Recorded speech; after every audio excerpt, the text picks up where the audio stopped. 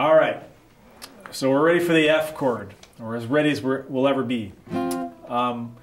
I think it took me at least a good month, I have to say, at least, to feel like I had the F chord down. It's a tough one. It really is a tough one, and I consider it kind of the graduate chord of the basic chords. Once you have F down, then you're ready for more advanced chords. Let's take a look at it. The thing that differentiates it from the chords you've learned so far is that it doesn't have any open strings. Not only that, but for the first time, one of your fingers is required to hold down more than one string at once. So, and that's called a bar, when you bar a couple strings, more than one string. It's called a bar. So your first finger is making a little bar and holding down the first and second strings on the first fret. Okay? I'm using a pick and it sounds like this. Now, you might want to stop right there and just kind of work on this much of it. One thing I can tell you is that your finger can pivot quite a bit vertically. It's not going to be at a nice, neat horizontal angle because you're going to have to fit some other fingers in there. So feel free to pivot it as much as you want. I tend to have mine at about an angle like that when I play F. And keep in mind that you can use your thumb on the back of the neck to help you exert pressure, because it's going to take more pressure to hold down those two strings than just one string. Okay? So spend some time just getting a nice, clear sound out of those two strings. Keep in mind all the things you've hopefully been keeping in mind about playing chords. Don't choke up on the neck.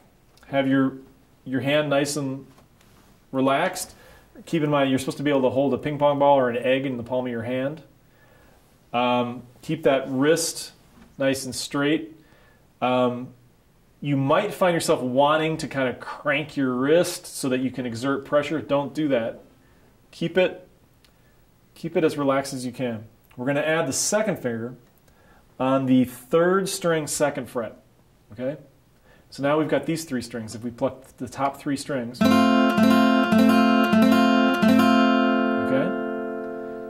We're almost there. We need to add the third finger on the third fret of the fourth string. And it's only a four-string chord.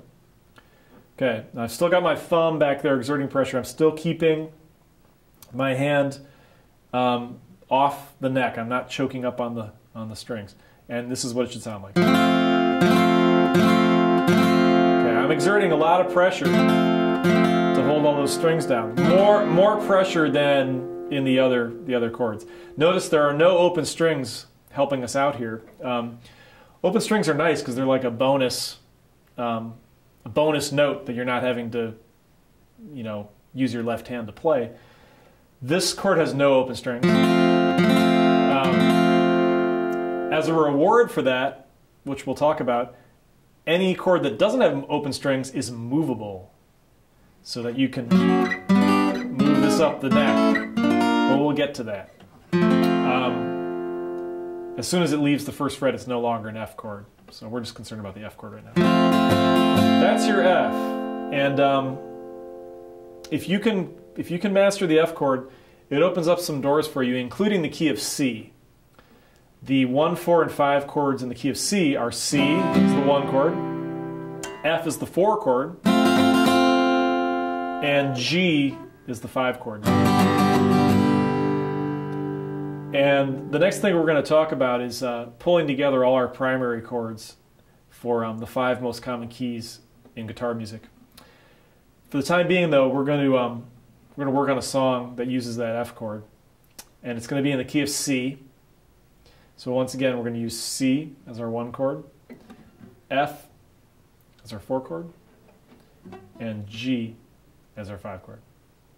And I'm going to use a bass note strum pattern for this. And this song is called Little Liza Jane. Okay? It's going to go like this. 1, 2, 3, 4.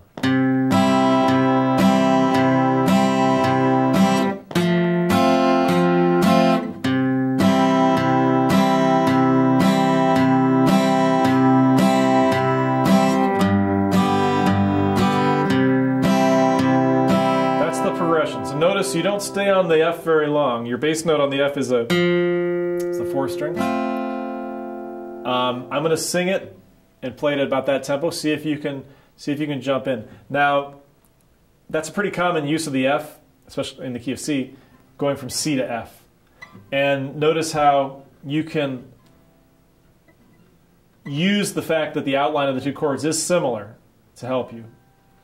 For instance, your first finger in the C chord is on the 2nd string 1st fret. So all you have to do is lay it down to cover that 1st string. And then these two fingers that are on the 5th and 4th strings, they just have to jump down a set of strings for the F chord. So C, I don't have to lift up my 1st finger. F, C. All right, so let's try a little Liza Jane. 1, 2, 3. I've got a gal that I love so, little Liza Jane. She's way down south, Baltimore, G, little Liza Jane. Oh, little Liza F, little Liza Jane. Oh, little Liza G, little Liza Jane. Fell in love when I first saw little Liza Jane. Now I've got me a mother-in-law with little Liza Jane. One more time, here we go. Oh, little Liza F, little Liza Jane. Oh, little Liza Jane. So let that be a good song for you to just get used to that F chord, and I'll see you in the next lesson.